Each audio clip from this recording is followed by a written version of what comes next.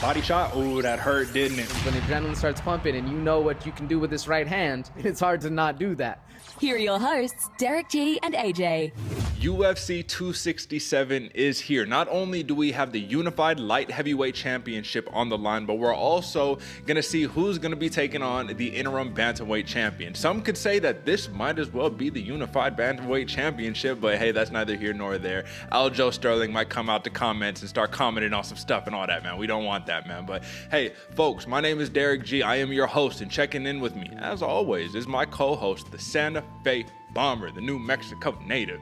AJ, brother, I need to just ask you a question straight off the bat, MMA related, my man. Listen, Kayla Harrison, she gets it done again in PFL. Clearly, we're not covering the pre and all that good stuff because it already happened, but listen, man, her opponent was, Taylor Guadardo. She was 3-2 in her MMA career. Kayla Harrison moves to 12-0. She gets another $1 million check, man. Making that money. That's where the real smart fighters is at, right? However, let me ask you this, man. Is it going down in the record books, man? A Kayla Harrison-esque performance, domination, the next Ronda Rousey, if you can say that, I suppose. But is it going to count in the record books the same way as a Ronda Rousey or Amanda Nunes when you're fighting for championships against a 3-2 opponent? I mean, what do we got here? Talk to me, brother.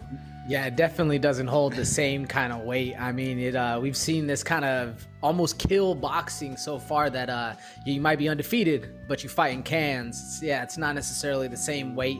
Even in UFC, man, the caliber of the bottom tier fighters, we always talk about levels to this game. The caliber of the bottom tier fighters is some would argue above the level of the top tier PFL fighters and other fighters out there. I mean, it's all up for argument at that point, but definitely doesn't hold the same weight to me, at least. What do you think? I absolutely agree with you, man, which is why I would love to see Kayla Harrison come into the UFC, at least at the 145-pound division, right? I would love to see 135, but if we're going to have to make that stretch 145, cool, we could keep that division open. Only got a couple of fighters there, but nonetheless, man, that was just one part of the PFL action that we had going on, man. Somewhat of a good story here, man. Shoeface, Antonio Carlos Jr., remember the old middleweight in UFC who got cut, right? Well, he moves up to 205 in PFL and wins himself $1 million goddamn dollars, brother. So I need to ask you this on that same note, right? Do you think that Shoeface went to the PFL, had a resurgence, as everybody is talking about? Oh, look at me, or not look at me, but look at him. You know, he's doing the thing. He won $1 million. He's rejuvenated. Or is it like we just said? You're going to fight lesser opposition, and the dude, so it's like, it's very telling because it's like, okay, the dude who gets cut from the UFC goes to PFL, wins the championship. What are we talking about here? What do you think? Yeah, man, pretty telling right there. I think that might have been the easiest milli-old Shoeface ever won right there, man. Maybe not the easiest, but definitely of the caliber we're seeing going forward. Yeah, not on tier, man. I mean, smart move. You want to get that money, you want to get that check. Uncle Chael always says, take the easiest fight for the biggest paycheck. Why not? That's what we're all doing here. Smart move. Well, at the end of the day, man, you can't go to the bank and cash in respect, right? You can't go and cash in honor. You can only cash in the paycheck, man. And PFL fighters, they're doing it big, man, so it's very smart. And then lastly on the PFL action, my man, or I guess one more thing, Omari Akhmadov, I don't know if you know, but he actually went to the PFL too. He got cut from the UFC, but he dropped his fight in typical Omari Akhmadov fashion. I think he either got submitted or finished in the third round, man. That's like the typical Akhmadov style right there, man. So best wishes for him. We're not trying to downgrade anybody or put any dirt on anybody's name, man. It's just interesting to see the comparisons between the UFC and the PFL and fighters who go from one organization to the other. But lastly, AJ, Claressa Shields, right? The GWOAT, the GWOAT, right? The greatest woman boxer of all time. Obviously, she's doing her MMA stuff in the PFL, right? She took on another fight. However, she just lost via split decision. And the question that I have for you, man, this is like her first loss in her professional career. I have a take that is contrary to a lot of people, where a lot of people are trying to, throw dirt on the name and say, oh, look, she's washed. She really ain't that great. I think this is probably the best thing that could possibly happen to her, because she has now vowed to come back with a vengeance in 2022 in MMA. She's only been training for like 9 months, dude. So what do you make of this? Do you think that this is a blessing in disguise for her? What do you think?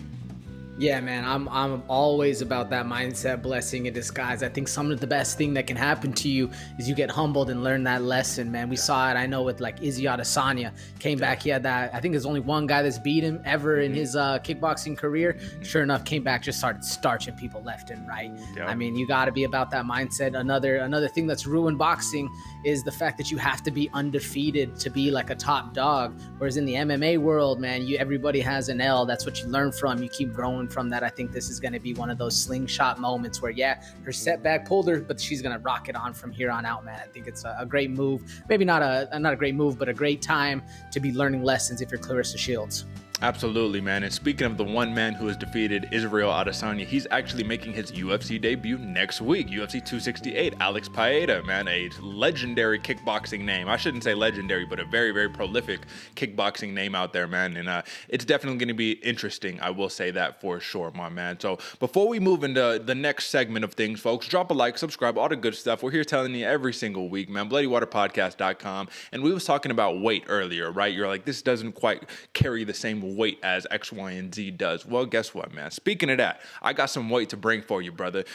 Folks, we talk time in and time out about the importance of our picks and our accuracy, right? On the year so far, 115 and 84 am I, 199 is my brother AJ. Both of us are above 500, so that's the point. You got to come to us if you want the accuracy in the picks. Like, legitimately, week in and week out, you can see what we're doing here, man. And before, I had a little trophy, something saying like, this is what we fighting for here, you know what I mean, in this competition, what's driving us to be accurate. But I got a little something different here today, folks, and I wanted to showcase it. So AJ, I'm going to take you off the screen for just 1 second. For those who are just listening, I'm about to describe to you in best possible detail as I can what I have here. So folks, this is what we are fighting for now, man. We got some weight on the line. This is the Bloody Water Podcast 2021 Undisputed Championship of the World right here, my man. So let me pull my brother AJ back up. My man, listen, I hope you got added incentive and added motivation, my man, because we got the custom joint, you feel me? We look on the side. What do we got? We got number one, you know what I'm saying? I got the reflection right there. It says Bloody Water Podcast on the side.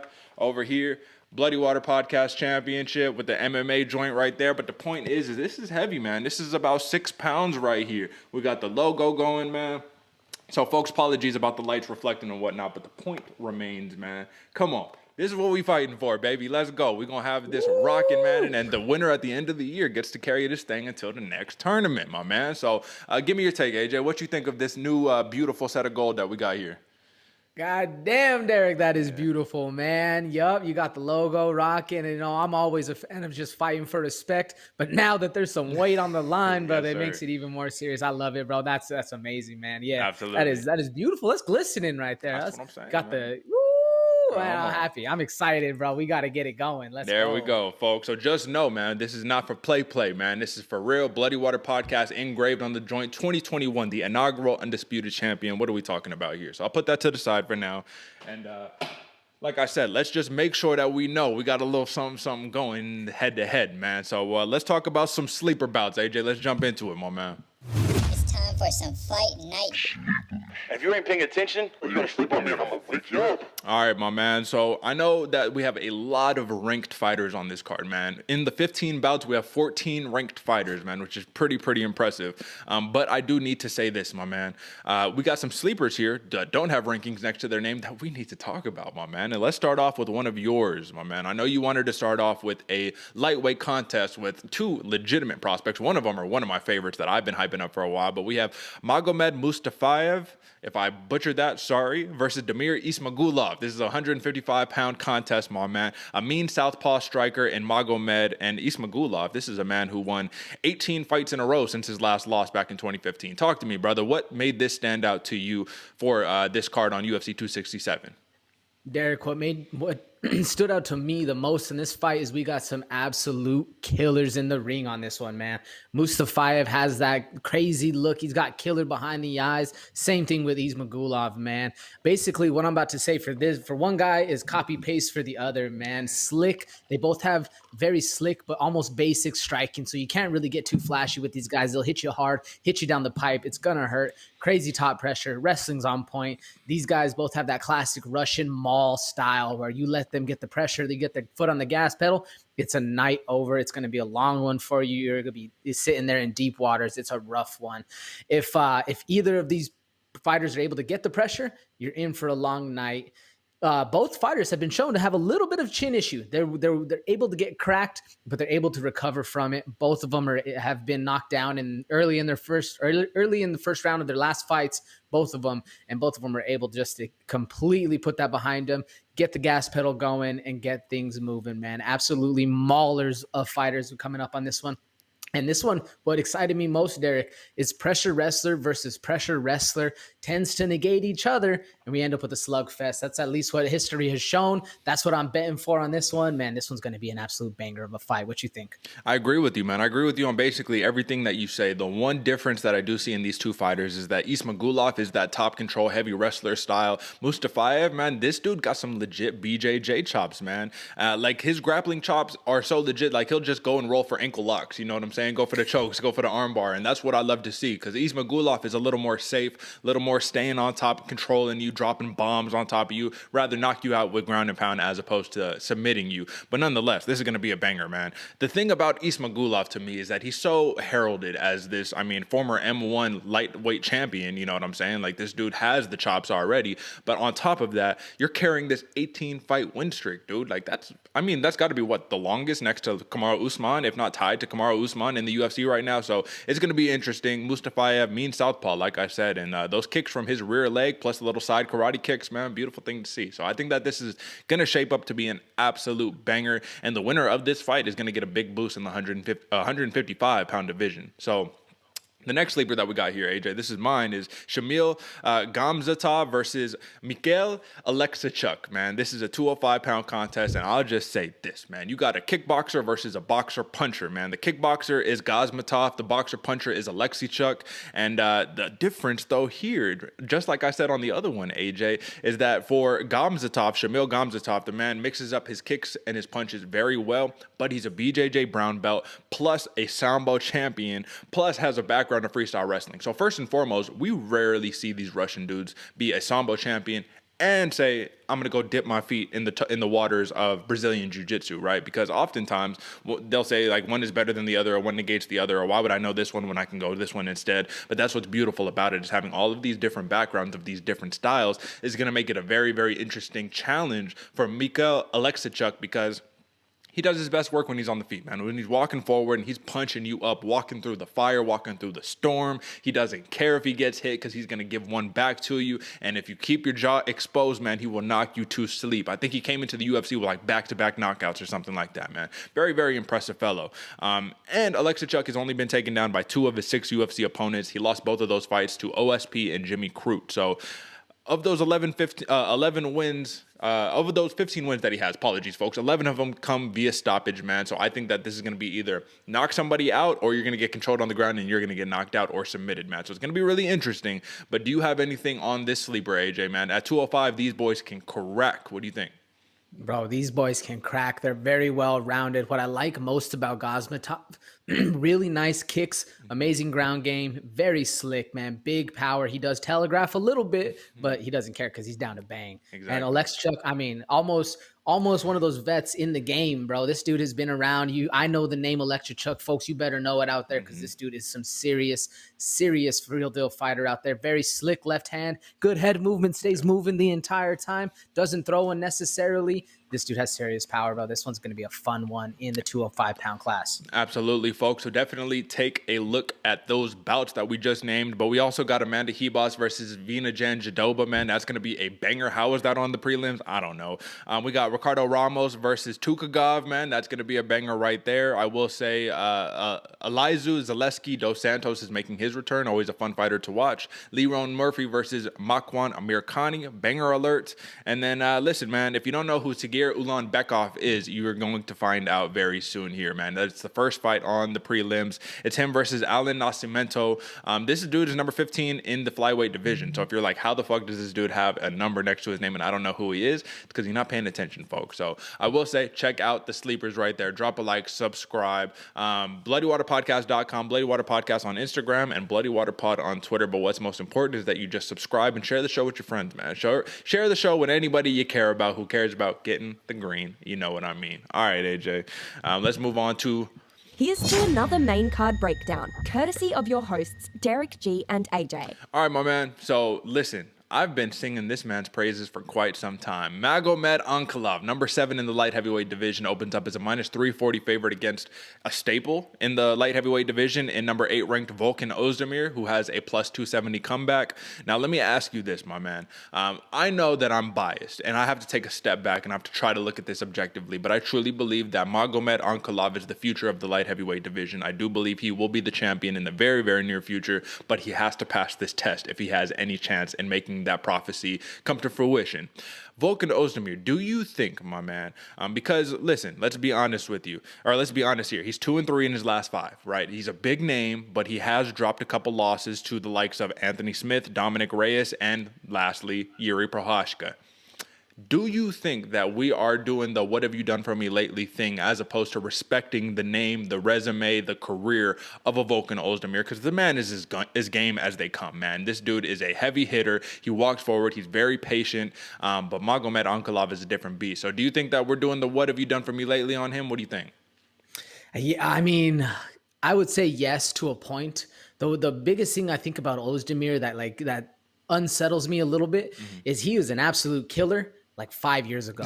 Like the game has evolved so much that this dude, he's down for a war. He's heavy-handed. The only problem is he keeps his head on the center line, but that's what gives him his power. You know, he has that upright style that he's willing to trade a little bit.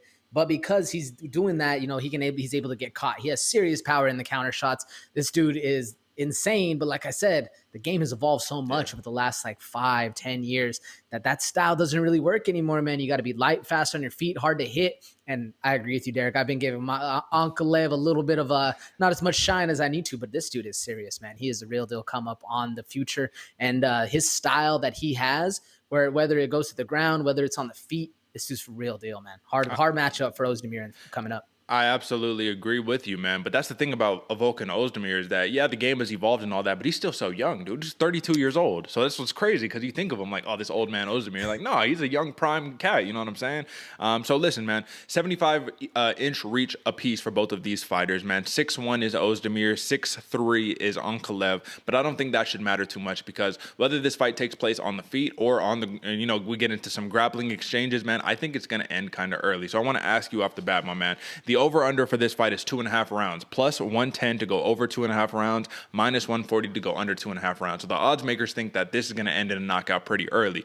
Do you agree with that consensus? And if a knockout does come, who's going to get knocked out on this one, do you think?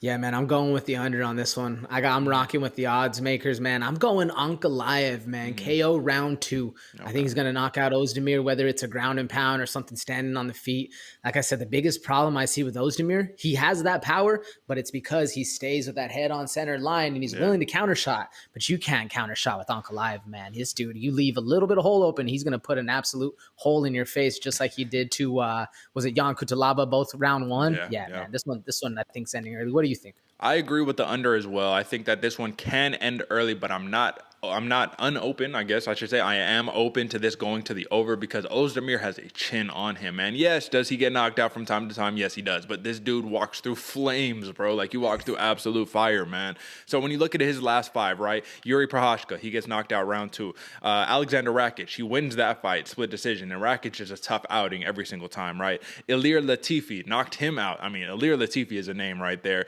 Dominic Reyes loses a split decision. Anthony Smith loses via submission in the 3rd round. Now, for Magomed Ankalaev, he defeats Nikita Krylov, very impressive.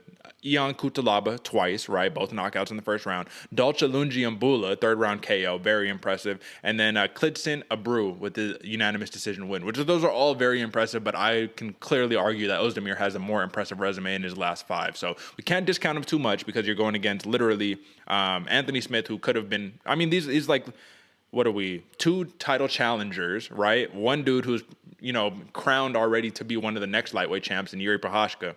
It's just a little bit different, man. So this is arguably the biggest test of Ankalaev's career. Would you agree? Oh, yeah, 100%. Definitely on paper as well as fighting style, too. I think this is going to give him one of the hardest chances because of how good of a chin Oezdemir has. Do you think, is there any opportunity or any exchange that can happen in this fight where an Ankalaev just gets caught slipping, man, and an Oezdemir just puts it on him? Because he has good combos, man, and all it takes is one from him. And my thing about Oezdemir is that he's so dangerous when he doesn't overcommit to his shots. Because sometimes he gets a little reckless and he sees the opening, he goes, oh shit, and then starts like doing these crazy blitzes and then gets countered and dropped, you know what I'm saying? But when he's just patient, composed within himself, dude, he is so dangerous, man. And he has very underrated takedown defense, which could be part of Ankalaev's game. So what do you think on that?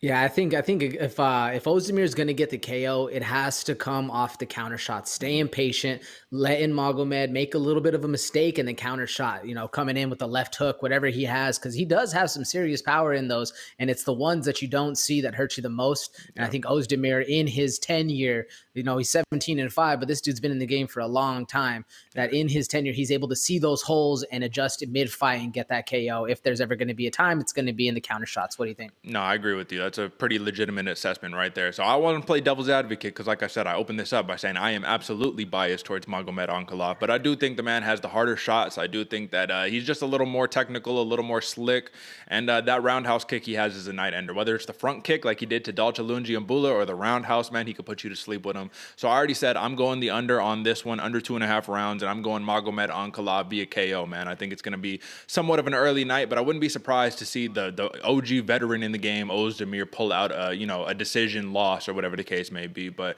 don't count the man out, man. Plus 270 is Volkan Oezdemir, folks. So, if that's something you're interested in, go ahead. But clearly, we're taking Ankalaev here, man. So, all right, AJ, let's move on to the next one. Okay, so the Leech, man, number 11 ranked, Li Jingliang, and actually I believe it's flipped, man. I think it's Jingliang Li. I think Li is his last name or whatever the case may be. Nonetheless, he opens up as a plus 425 underdog against the minus 575 Khamzat Chimaev. And AJ, I have to tell you this, man. At first, when Chimaev came onto the scene, I was like, a little fluky. Look, who's this dude fighting? John Phillips, Reese McKee, and then finally he gets, who's the last one? Gerald Mearshart. GM3 was the real one, where it's like, okay, this dude's legit, right? However, I had to go take a step back. And I watched all of his fights, right? He only has, he's 9-0. He doesn't have that many fights. I watched all of his fights. They all end the same way. All of them. He just mauls his opponents, man. Gets them, picks them up, carries them to his corner, drops them against the cage, and then just destroys them with ground and pound. Or there was one fight, man, where this dude came in and he came in on a shot on Khamzat Chimaev, and he just hit him with an uppercut, one-hitter quitter. The dude was out like this, one of those knockouts, man, which is scary, terrible. But this is like Khamzat at 2-0, you feel me? Killing the game, right? So now that I've watched basically every single one of his fights, I am very much in agreement with this line, which makes me kind of feel away because the Leech, Li Jingliang, is no joke, no slouch whatsoever. But AJ, tell me, how impressed are you with Chimaev, and what chances do you think Jingliang has to keep this fight standing? Man, yeah, I'm with you, Derick. I watched almost every single one of his fights, all the ones I can see. And folks, if you want to go check them all out, good thing is it's going to be under 20 minutes because this dude has 9 fights, 9 finishes. Only 2 made it out of the first round, and this dude is dropping everybody, man. It's absolutely insane. One of them is John Phillips. I mean, credit to him for making it out of the first because, Chimaev is an absolute killer, man. Li Jingliang, though, this dude is game, man. He's absolutely game. If you watch the stare down, they didn't want to break eye contact, man. The Leech is there to show up, keeps his hands busy, keeps his head busy. He's down to trade, good kicks, super fast. I think this is one of the bigger tests. Don't get me wrong, GM3 was a hell of a test for Chimaev, but I also think the Leech has a lot to offer in this fight, man. Both of these dudes are down for a war. I mean, very few killers have been able to stand up against Chimaev, and he just absolutely handles them the entire way. My only thing is Chimaev underestimating the Leech? Maybe a little bit. We'll see. What do you think, Derick? I don't know if he's underestimating him. I just think he has supreme confidence because all he does is the same thing every time. He'll throw a shot or throw a head kick and immediately shoot a double leg. And as soon as he gets the double leg, he picks you up, takes you to the corner, drops you. But here's the difference, though. Li Jingliang has ridiculous takedown defense, man. His takedown defense is so good. When I was watching his last fight against Santiago Ponzinibbio, even against Neil Magny, man, these dudes have a tough time getting him to the ground. And when they do get him to the ground, his takedown get up sit-ups are really good. So he gets right back up to the feet. Very strong base. And I agree, AJ, man. This dude's feints, his head movement, the active lead hand sets up that bomb of a right hand that he has. And that left hook right hand combo, man, is absolutely nothing to play with. But then again, for Chimaev, man, if we're looking at his significant strikes landed per minute, it's at a very high clip because a lot of it is ground and pound, right? So if all it takes is him to get you to the ground, put a Dagestani handcuff on you, and then just start pounding away, not only is that building points in the eyes of the judges, man, but it's just making it not look competitive. Against John Phillips, his first round was a 10-7. Like, that's like a boxing thing. Like, you don't really see that in MMA like that. You feel me? So I don't want to sing Chimaev's praises too high, but I do know these are what my notes are on him. Relentless wrestling, ground and pound against the cage is his go-to. His double leg is nearly unstoppable, and he has serious power in the right hand. But for the Leech, man, those feints and how he's always feinting that active hand, feinting for the uppercut. So I think he's going to be like, if you shoot on me, motherfucker, like, I got something coming for your ass. However, there have been fights where Chimaev has says, oh, you think I'm just a wrestler? Nah, man, I'm a kickboxer too. So I think that Chimaev, if he starts landing those big power combos on Jingliang, man, it might be an issue, man. But then again, my other counterpoint to that is Jingliang will make you pay if you're out of position. He will make you pay with the counter. So when we're talking about accuracy, there's significant strikes per minute. Accuracy, 42% for the Leech, 72% for Chimaev, just ridiculous. 66% defense for Chimaev, 59% for the Leech, and takedown defense, 59% for Jingliang. Chimaev has never had to stuff a takedown in his UFC career thus far, so 0% there.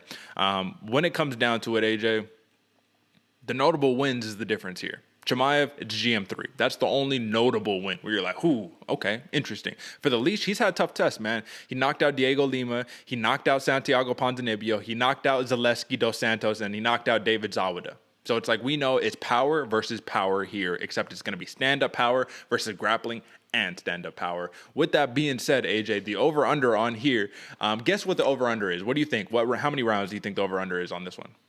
I think it's 1.5. Yes, sir. 1.5 rounds, minus 115 for 1.5, minus 115 for minus 115 for over, minus 115 for under 1.5 rounds on both ends right here. Where are you going on this one, man? Over or under? You think the Leech could stay in there over 2 rounds? Nah, man, I'm going with the under on this one, man. Until proven wrong, you gotta rock with that under, man. I mean, 9-0 regardless in the UFC. He's not really fighting cans. Arguably, GM3 is the only one that's a really notable win. But what did he do against GM3? Shot a right hand down the pipe and absolutely blasted him. Didn't need much more after that, man.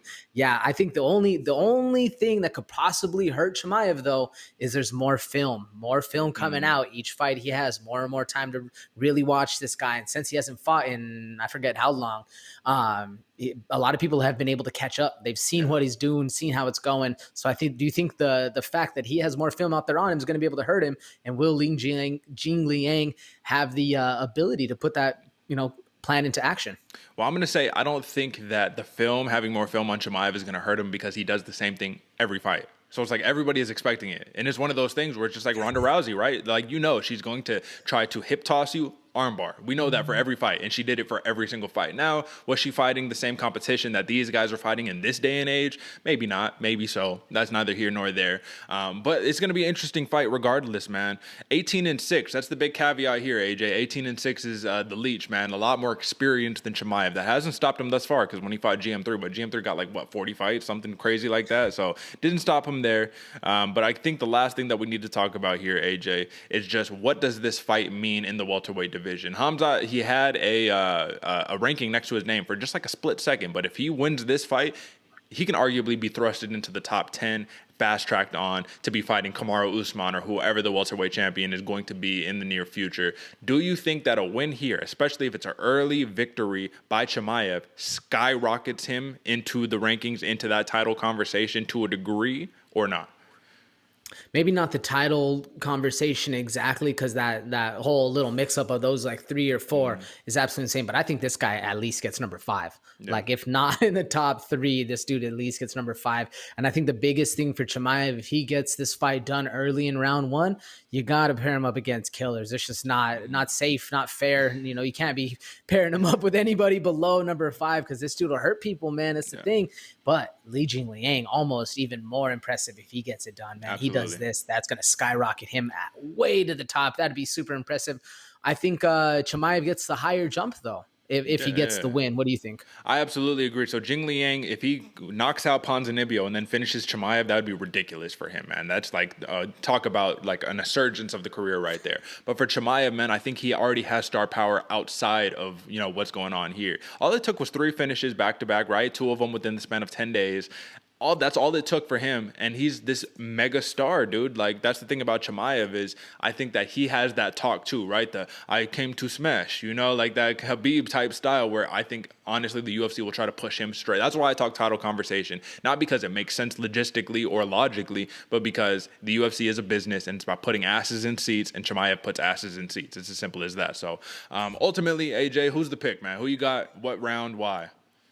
I'm going Chimaev, my man. KO round 1, like I said, until proven otherwise. I think that's a safe pick, smart pick, and that's how I see it going, to be honest, too. If you break it down and actually look at this guy, this dude has some serious power, not only in the ground, amazing ground game, crazy length, really good power. He's outsizing by, 75-inch reach versus, he has 3 inches on Jingliang and a lot more power. It's going to be an early one, I think. What about you, Derick? Who you going and why? I'm going Chimaev here, man. At first, I wasn't buying in, but now I'm sold, man. I'm bought into it after watching all the fights, man. It's just like, it's literally the same thing every single time. I can't say that enough times. So I'm going Chimaev, but I'm going KO, TKO, ground and pound, early round 2. I think that Jingliang will escape the first round because he's a tough dude, man. I don't want to disrespect him and just say, he'll just get knocked out early. But I do think we'll get knocked out eventually. And it's going to be interesting, though, because we're both doing some bold stuff right here. Jingliang has never been knocked out before, ever in his career. He's only been submitted once, lost 5 decisions. If this goes to decision, it'll be very, very impressive for Jingliang. But I think that style of Chimaev, where he's just throwing shots on top of you, ground and pound, is what gets the referees to be like, all right, it's over, because you have him covering up. You move. You can't move because he got a Dagestani handcuff on you and he's throwing shots on your hand. So literally, you're unable to move. So that's that, folks. We're both going Chimaev here. AJ going round 1. I'm going early round 2. Either way, a knockout is a knockout. Take the under, folks. The under is at -115. Take the under, folks. Come on. All right. Next one, AJ. Surprised to see this so far down on the card, AJ. This is in the first half. This isn't even the second half, the upper echelon of the main card. But we got Drago, man. Number 5, Alexander Volkov, coming off of a loss, but it's still a -300 favorite against the +240 comeback for number 8, Marcin Tybura, man. This is a dude who's on a 5-fight win streak. He's been storming through the heavyweight division.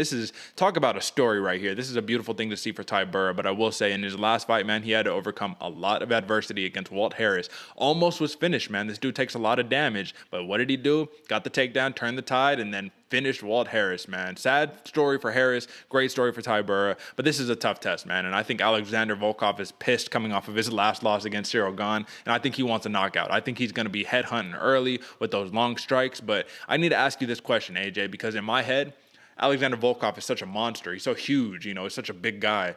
He's actually not that much bigger than Tybura. Or maybe I should say Tybura is not as small as I thought he was, right? Tybura is 6'3" with a 78-inch reach. Like, that's kind of crazy if you think about it, man. Because Alexander Volkov, he's 6'7" with an 80-inch reach. So it's like he's really not that much bigger. However, that's kind of what makes him such a dangerous matchup, is because he's got the reach on everybody. He's so tall, he's so lengthy, all that. How much do you think those measurements are going to come into account for this matchup? Do you think it should be stylistically different or stylistically difficult for Tybura to get in on Volkov? I think so. The only problem is Tybura handled Walt Harris so well with that length that he was able just to get it. Even when he was hurt, he was still able to get in on the inside, get that takedown going. I think that's the exact same game plan he has coming up for this next one against Volkov. And I mean, Volkov, we've seen him absolutely resurge. And as far as, how he used to fight versus how dangerous he is now, this dude's an absolute different animal. He's a killer out there. But I do think that Tybura has a good enough chin and enough cardio to continuously work those ground and pound, or not the ground game takedown attacks. We saw it with Walt Harris. Whenever you're hurt and he goes and he clinches up, he's able to get you down, makes really good moves for Tybura. Momentum's on his side. I can see how on paper the distance of Volkov works really well, but he ends up usually a lot of the time not necessarily using it to his best of abilities. I mean, we saw in the Cyril Gane fight that even they were a little more similarly sized, but Gane was the one controlling the distance. He was the one controlling the speed, the size, the like I said, the time management, the distance management, and was able to work things out, being the aggressor, whereas Volkov was kind of accepting that back foot position. I don't think that's going to happen here. I do think Volkov is going to be on the front foot, looking for that KO, head hunting like crazy. He's getting to that part of his career where if he keeps losing just 1-2 more, he's going to be fighting the new kids on the block, and Tybura is going to have a serious resurgence. But because Volkov's on that front foot, I think that's going to give Tybura the advantage to duck up under one of those and shoot a takedown, shoot a double leg, press him up against the fence, and really start working the game plan. What do you think, Derick? Well, listen, I love the assessment, AJ. I thought that was great. I think you hyped up Tybura there, but I do not agree. I think Volkov has a distinct advantage in this matchup, man. I think the straight shots are going to be key. If he was throwing big winging, hooking shots, I can understand the Tybura. I'm going to duck under, get in. But those straight shots are nasty, man. A to B, we always say it, right? They get there very, very fast. I just think that outside of Cyril Gane, because clearly he's an anomaly, right? This is a dude who is the hybrid. He's the new version of what the heavyweights are, and that's why he's been able to defeat the people he's been able to so handily, even though he's counted out every single time, right? And he just keeps on winning. But I think for Alexander Volkov, listen, man, one thing that we know about him is that in his resurgence, ever since he got the crazy back tat, not the Stingray, but whatever he has now, the crazy mask or whatever, ever since he got that, man, he owns the center of the cage, much improved takedown defense, massive power in the feet and in the hands, man. So whether he's hitting you with the roundhouse or hitting you with that body, that teep to the body, that he hit on Walt Harris to drop him, regardless of what it is, man, this dude is hitting you from afar. He's hitting you often. He's hitting you early. And I just think that I do agree. If you do put him on the back foot and you can control him at that range, yeah, he's not very effective. But who's been able to do that aside from Cyril Gane? Like Curtis Blades wasn't able to do that. All he could do was take him down and just try to lay on him for 5 rounds. And he got the dub doing that. But everybody else in his last 5 besides Cyril Gane has not been able to do that. He's defeated Alistair Overeem, Walt Harris, and Greg Hardy in that span. Now, is Greg Hardy the toughest outing? No, but we can say he is a tough outing, though. He has proved that in the UFC, that he's not some just joke who's here that can't fight. Like, the dude could fight. It's just as simple as that, right? Does he have a cardio issue? Yes, of course. But that's neither here nor there. We're not even talking about that, man. So for Alexander Volkov, man, owning the center of the key is going to be key, right? You know what I mean? Or owning the center of the ring, the cage, is going to be key. Am I right?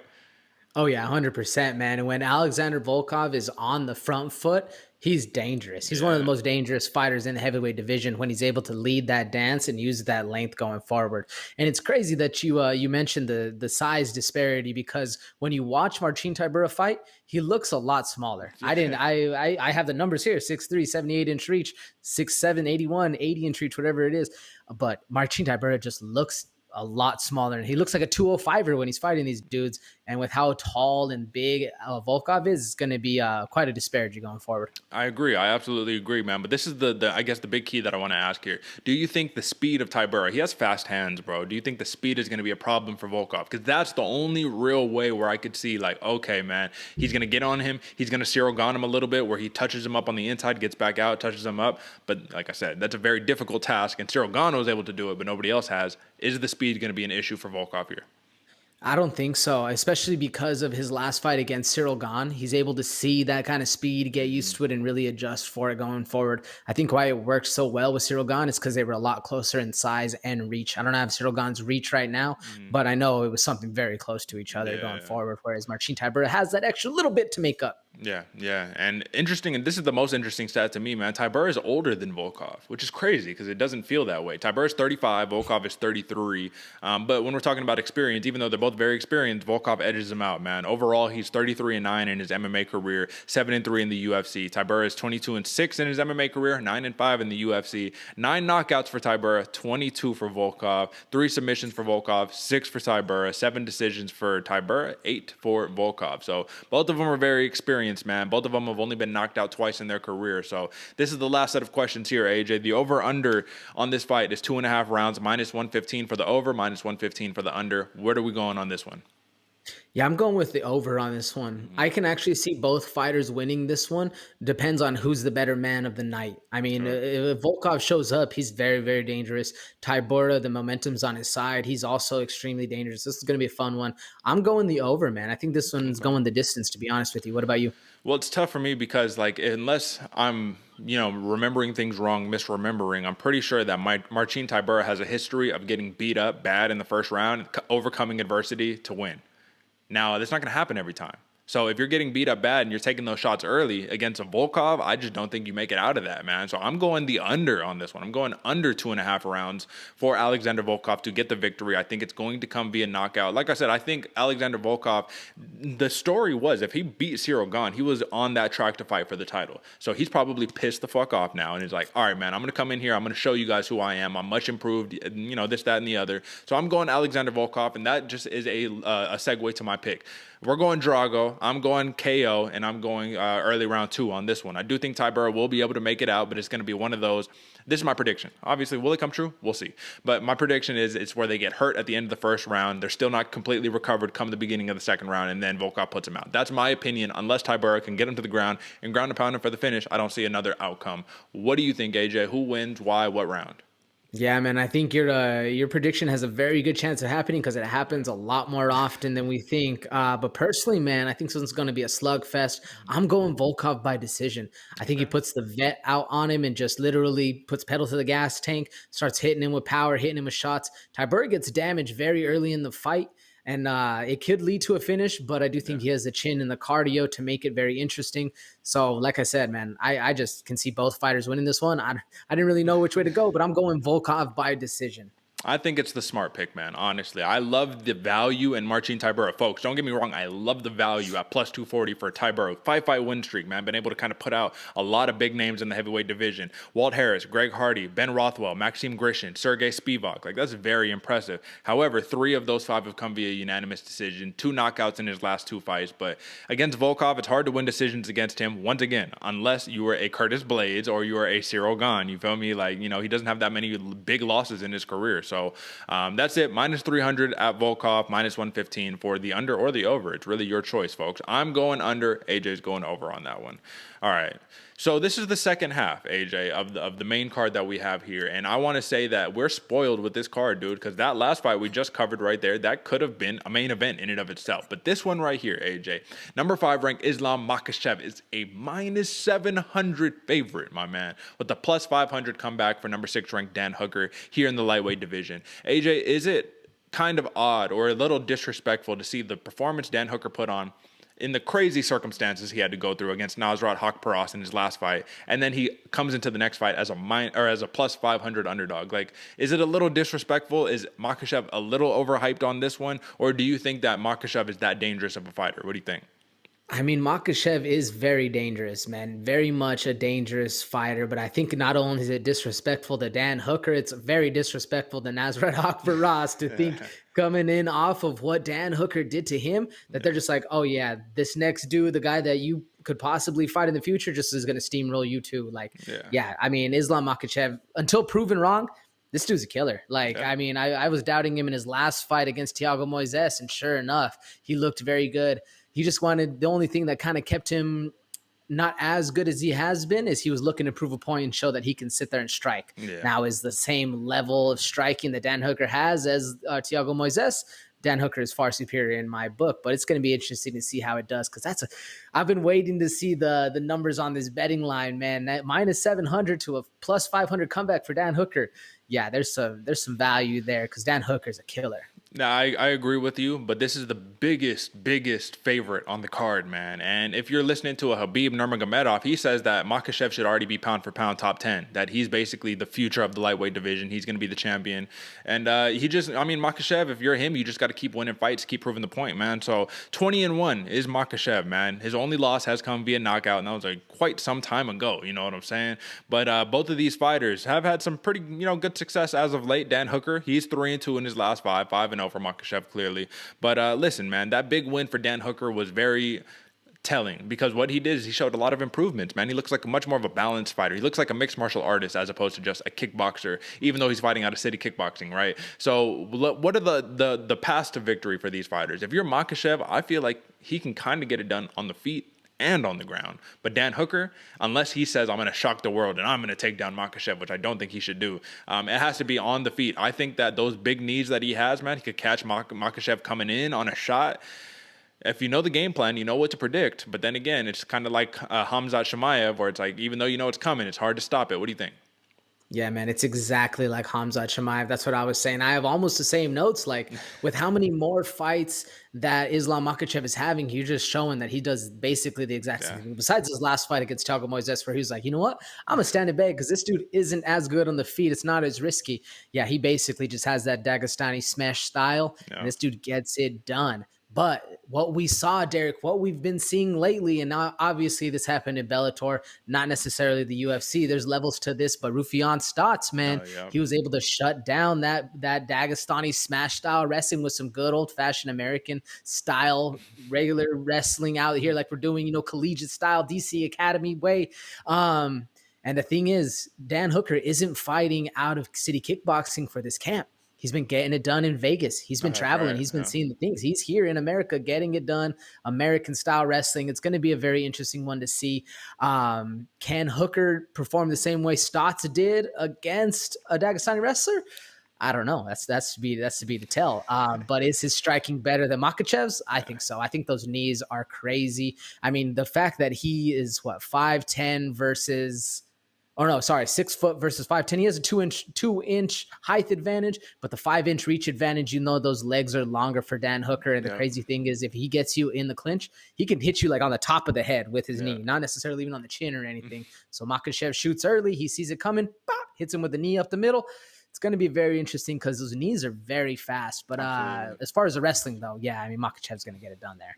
Yeah, man, I like the Rufián Stotts comparison, but Dan Hooker, not nearly as accomplished wrestler as Rufián Stotts is. Like, that was the thing, is Stotts was like a legit decorated wrestler who just happened to be a really good striker too. So for Dan Hooker, 6 months, couple weeks, right? Well, how long has he been removed since his last fight? A couple weeks, right? A couple weeks isn't really long enough to be able to like improve that much, in my opinion. But nonetheless, I think that listen, those long strikes and those knees do discourage shots from being taken. So we could run into a situation where Makhachev feels like he has no choice but to just strike with Dan Hooker the whole time. However, the other thing that we've seen as of late, especially against Michael Chandler, is that if you put Dan Hooker on the back foot, just have him circling out, it's not really his best performances is when he's going that way. He needs to be walking forward, and it's hard to walk forward against somebody who's trying to take you down a bunch of times, right? Generally, you need to be on the back foot. So who do you think wins that pressure type situation, man? Like, who is going to be leading the dance? Is it going to be Makhachev? I think, if all goes well, I think Hooker leads the dance on this one. He's very dangerous. He's a whole nother set of fighter when he's leading the dance. When he's moving backwards, he is very susceptible to that right hook over the top. We even saw in the Haqparast fight, he got clipped a little bit with that too. Although, with Dan Hooker leading the pressure, that leaves more chance for Makhachev to take a shot. So it's almost more dangerous which one you want to go with. I honestly, this is one of those fights where I could see this one going back and forth either way. It might just be my bias for kickboxing or whatnot, but I like Dan Hooker in this fight, man. He's very long, he's very lanky, and he knows how to get things done. His improvement in wrestling we saw against Haqparast was crazy impressive. Super, he jumped up levels.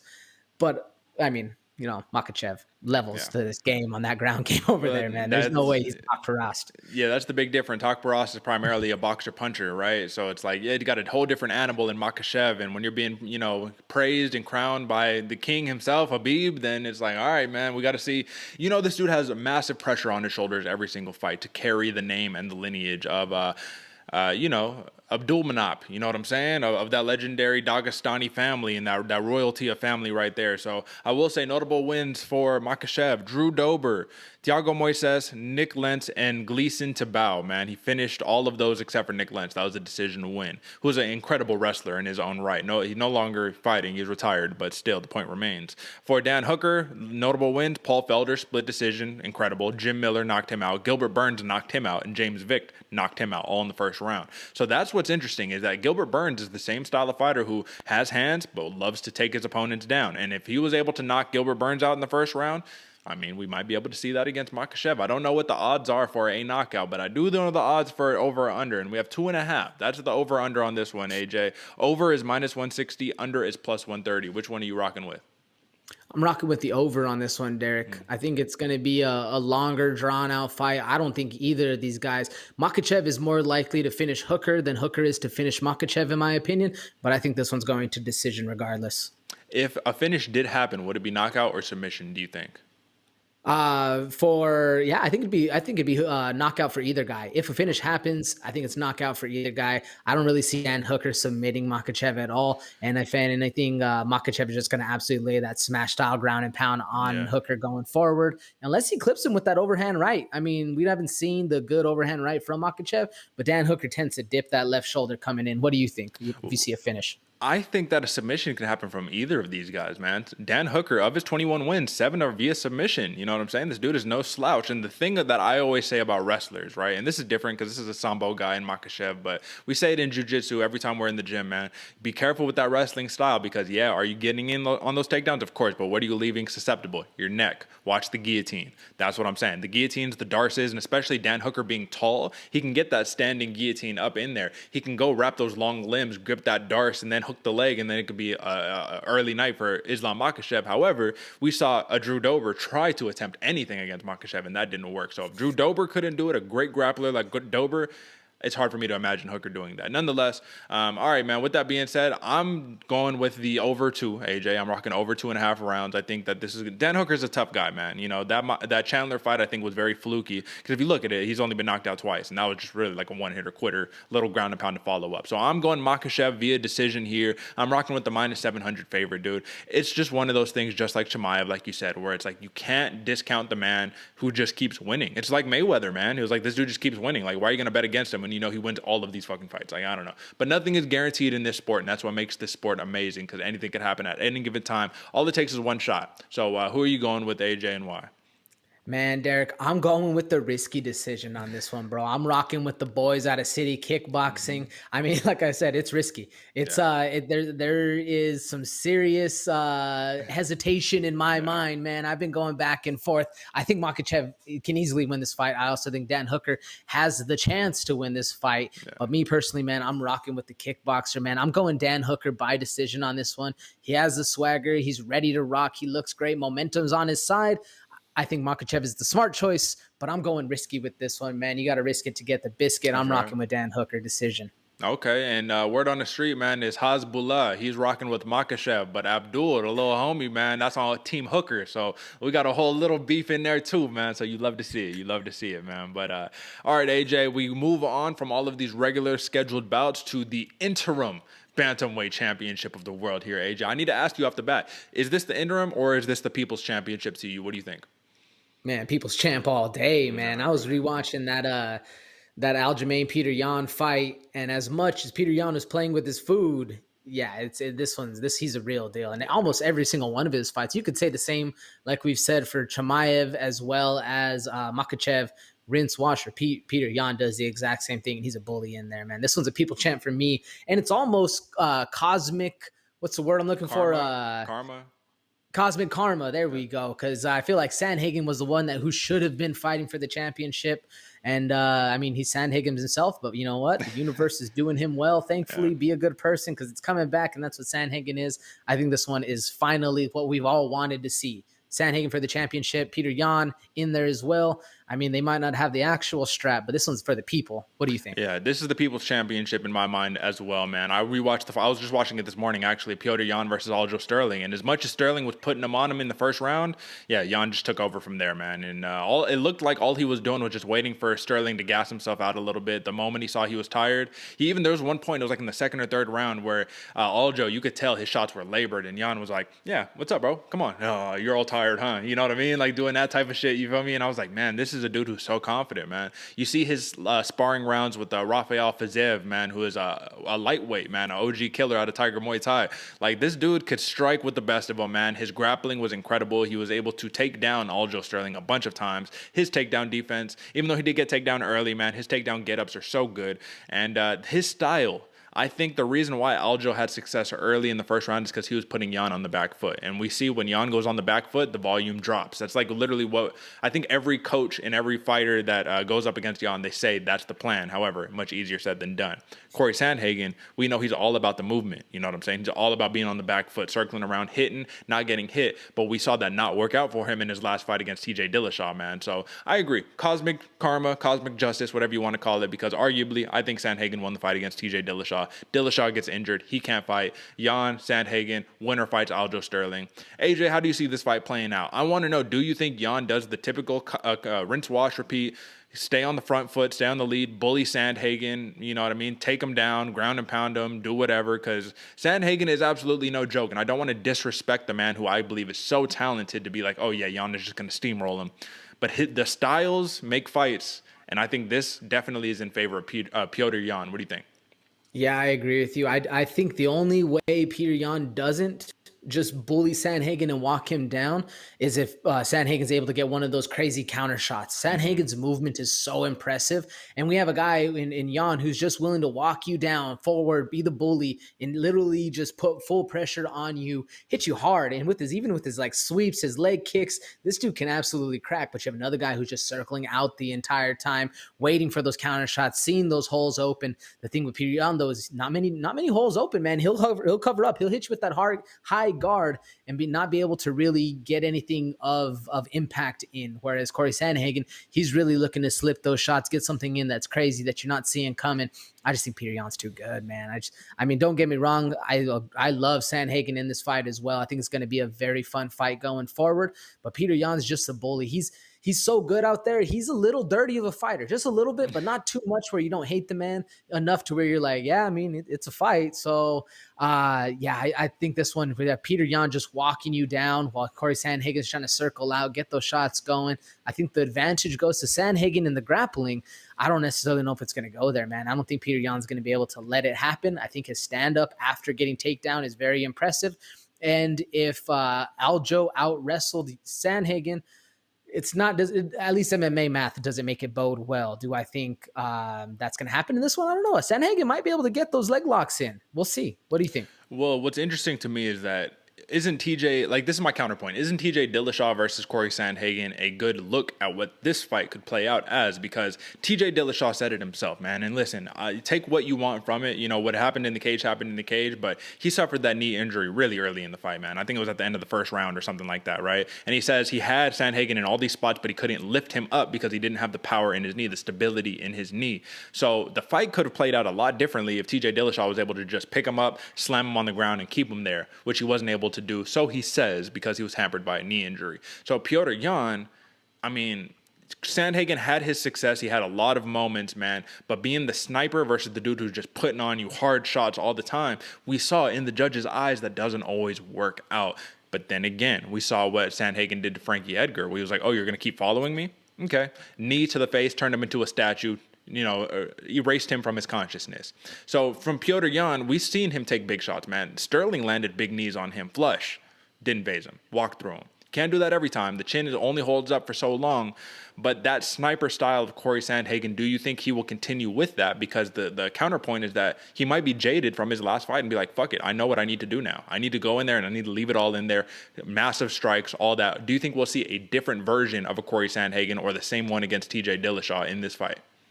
I think closer to the same. Closer to the same by that. I mean, he's still going to be that counter-striking sniper. You just can't walk unless you have that cardio, that 5-round cardio. Yeah. Petr Yan is eventually going to be walking you down. So I think Corey Sandhagen will be able to go a little bit on the front foot and then pull back a little bit more yin and yang style fight on that. I mean, even Corey Sandhagen got caught up playing with his food against TJ Dillashaw. Arguably, he should have been able to finish that fight. Throw 3 leg kicks to that knee that's hurt. Yeah, I know from fact, bro. You can't stand on that damn thing when it's hurting, man. You can't do anything. You feel that space starting to move in your knee, and you're like, oh yeah, something's different. You land a good couple kicks a couple times, and yeah, I mean, Corey Sandhagen should have been able to finish that fight. Will he be able to get that done against Petr Yan? Man, I don't know, dog. This is a pretty big uphill fight. Yeah, and like I said, it just kills me to say it because I'm such a huge fan of Sandhagen, and I do believe he can be a champion in this bantamweight division. But then again, AJ, this is the one division in MMA next to lightweight where it's like everybody's a killer. everybody in this top 10, arguably top 15, is a killer and can be, you know, up there for a championship fight right there. Last thing I guess I could say on this one, man, is there's a big height and reach advantage for Sandhagen, right? He's 5'11", Jan is 5'7". He has a 70-inch reach. Jan has a 67-inch reach. So he could play on the outside, man, and do and just try to keep Jan at bay. However, we've seen Jan catch a bunch of Sterling's kicks and just get the takedown with him. The thing that I see here that is the biggest advantage for Jan is him being able to take Sandhagen down and just keep him there and control the fight with ground and pound. If he does that, I think it's going to be tough for Sandhagen because though he does like to play jiu-jitsu, in MMA, man, you can play jiu-jitsu until you're getting punched in the face. Then you don't want to play jiu-jitsu anymore. You know what I mean? So preferably for him, he wants to be on the feet doing what he does best. But let's talk over-under, AJ, because like I said, it pains me just even talking about it, man, because Jan is the real fucking deal, man. No Mercy is his nickname for a reason. But the Sandman, listen, man, turn you into dust. For the over-under here, 4.5 rounds, AJ. The over is -135 and the under is +105. How do you see it going? I'm with the odds makers on this one. I'm going over. I'm going decision on this one. I think with how high level these guys are, an early finish is very unlikely. What do you think? I'm torn because on one hand, I want to say a decision probably in favor of Petr Yan, but at the same time, can you not envision Yan with the power hit that he has knocking out Corey Sandhagen? You know what I mean? Either ground and pound or just those big hooks. Like he throws everything with bad intentions. Everything. Sandhagen isn't necessarily the same. He'll touch you up. He'll hit you with those very accurate pinpoint shots. But then I could see Sandhagen knocking him out too, man. I'm so conflicted on this one. That's really, folks, so just know on this one, this is a tough one. It's when you have two really, really good fighters here, man. Two of the upper echelon of the bantamweight division going at it, man. It's just going to be tough. Both of them are switch fighters. They could fight from either stance.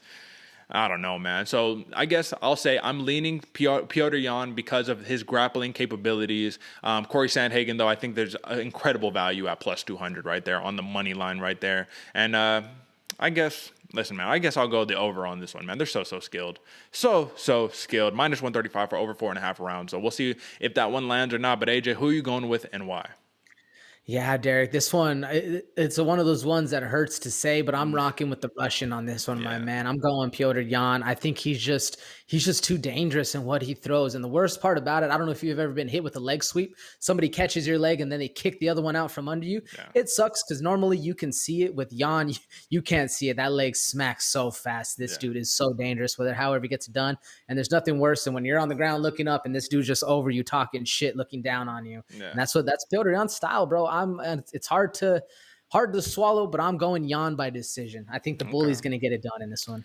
Well, listen, I can completely agree with you and empathize on those leg sweeps because we were just drilling those in jiu-jitsu the other day, man. And generally speaking, how you're supposed to throw the sweep is you're supposed to use the bottom of your foot, kind of turn it in to sweep the ankle on there to get him up. However, if you're Petr Yan, he doesn't do that. He throws a calf kick to you, man, a straight baseball bat to your leg to get that momentum out from under you. And I can tell you from experience, AJ, because I had a training partner do that to me instead of the traditional way of doing the sweep. Yeah, trouble walking for a couple days after that. And that was light. That wasn't full intention. So I have a baby taste of what those calf kicks feel like, man. They do not feel good at all. So I'm going Petr Yan as well. The man truly, I mean, he didn't really lose the championship. Like he did due to a DQ. He needed to do it in the head when he shouldn't have.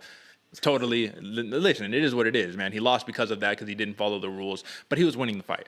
And unless there was a finish coming from Aljo Sterling, I don't see him having any chance at winning that fight. So Petr Yan, listen, I think I'm going to call it, he retains his belt here. You know what I'm saying? Gets the chance to reunify his belt, but another loss for Corey Sandhagen. Back-to-back losses is going to be very, very tough, man. And I don't know where he drops in the queue if he does, but I'm rooting for him. Let's just say I'm picking Petr Yan, but I'm rooting for Corey Sandhagen here. I'll just leave it at that. All right, AJ, main event time, my man.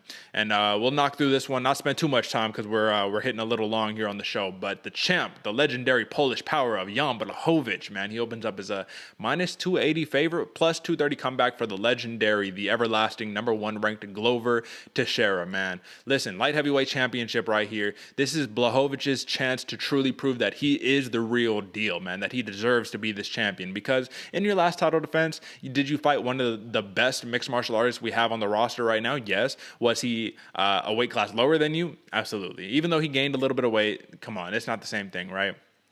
So here, AJ, this could be one of his toughest tests, man. So let's talk about the MMA math here. Jan Blachowicz loses to Corey Anderson, right? Gets beat up for the course of 3 or 5 rounds. I'm pretty sure it was 3. Lumped up, looked like the elephant man, right? Rematches him, knocks out Corey Anderson, flush. Glover Teixeira hands Corey Anderson, hands Glover Teixeira his last loss in MMA before Corey Anderson moved over to Bellator and has become now, he's up there, man. Corey Anderson might fuck around and win the championship for their light heavyweight tournament there. But nonetheless, man, so in Corey Anderson's mind, if Glover Teixeira beats Jan Blachowicz, it's clear that Corey Anderson's the number 1 light heavyweight in MMA right now. So he says. That's just what he's saying, right? But that's the thing, man. It's like these dudes got wins over this dude who beat that dude and that's always telling to me. So when we're talking about this matchup, AJ, we got a serious striker who got some grappling chops in Blachowicz versus a Glover Teixeira who is a serious striker who has grappling chops, man. But then again, we have a slight age discrepancy. 38 years old is Blachowicz, but he's fighting way younger. Glover Teixeira, 41, but he's fighting way younger. Dude, this is such an even balanced matchup, man. What do you see on this? What stands out to you about this matchup here, AJ? Man, this I think what stands out most to me on this one, Derick, is storyline. Yeah. Your back's against the cage. If you've ever had a do or die moment, folks, sometimes you just got to do it, and that's what Glover Teixeira has done in his last 5-fight win streak. Like, this dude is killing it, bro. Everybody's been doubting this dude, and the X's and O's are basically the same, like you said, Derick. A dude with serious power, with Polish power, is the real deal. And Glover Teixeira can crack, bro. We saw him against Anthony Smith. There's nothing more demoralizing than when a guy is punching your teeth in and he's just like, hey, man, I'm sorry. Bap. Like, I'm sorry, I got to do this. Bap. And he just keeps on hitting him. And that power is real. We even saw it against Thiago Santos. He was in trouble. He got the round 3 rear naked choke. But that power is real. The Glover Teixeira does. And if you give him the chance to tap you out, I don't know how many submission victories he has, but it's a lot. I can tell you that. How many is it, Derick? It's 9, and he's never been submitted himself. So very impressive. Yeah, man. It's either way very impressive. And I don't think Jan Blachowicz, I'd give the advantage on the ground to Teixeira, and I'd give the power advantage to Jan. But who would you give in the technique advantage on the feet, Derick? Me personally, I'm going Blachowicz. I just think he gets it done, at least as far as recency bias goes. What do you think? That one's tough, man. Both of these dudes tend to get hit kind of a decent amount, right? For striking defense, 54% for Teixeira, 53% for Blachowicz. So very equal on that point. But from film study, from the eye test, Blachowicz, he does a little bit of the, you know what I mean? Like, he just kind of gets caught up, and when he's trying to like feint, or when he's trying to react to a feint, right? He just kind of gets caught up and leaves himself open. Teixeira doesn't really do that as much, right? I think Teixeira has very underrated boxing. So his hands are nice, man. But for Blachowicz, he's very balanced in his approach. So technique-wise, I think I'm going to lean towards Glover, but I think overall as a striking package, Blachowicz has the edge. I truly believe that. Now, what's interesting is both of these fighters have 9 submissions in their MMA career. So you could argue on paper they're both as talented there, but I do clearly give it to Glover, man. I think Glover is much more dangerous when it comes to the ground, not only the ground and pound, but the submission threat on the ground. And I think if he gets Jan Blachowicz, he's going to take his back and he's going to do disgusting, despicable things to the man. When you have an OG in the game like Glover, man, it's like, come on, what are we talking about here? I will say that he has secured 7 takedowns in his last 5 wins, right? So that's pretty impressive. But then again, against Corey Anderson, he got taken down 7 times in that fight. So that makes me ponder, do you think Blachowicz decides, hey, and even though I've had most of my success in my last 5+ fights on the feet, I'm going to take this one to the ground and see what you got. Do you think that even is a possibility?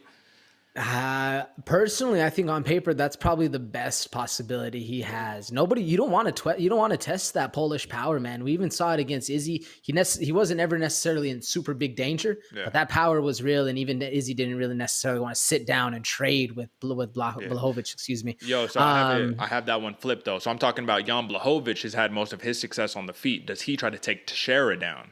Oh, excuse me. Sorry. Yeah. No, I think Blachowicz keeps it standing. I think Blachowicz, the entire time, he trusts that power. He gets it going.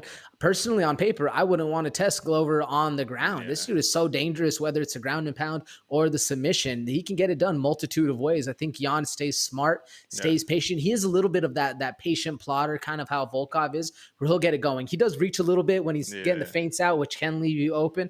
I don't see that happening though, man. I'm going with the Polish power right there. What do you think? Oh, I'm with you, man. I think that's probably his best bet. And we see the damage he could rack up, man. When he fought Damir Dominic Reyes, those body kicks were like destroying the ribs of Reyes, man. He smashed his nose in with just simple shots, man. So at the end of the day here, AJ, man, I don't want to be a hater in any, type of way, but being 41 years old, man, this is your last shot at a title. Are you going to give it everything you got? Yes, but is that enough? Not all the time, man. Not all the time. And, Glover, he's an OG of the game, man. He's a real deal killer, but Jan Blachowicz, I think that he has entered, oddly enough, maybe the actual prime of his career, man, at a young 38 years old. It's weird to say, man, but he's fighting better than he has ever before, and I think now he's truly confident in his capability.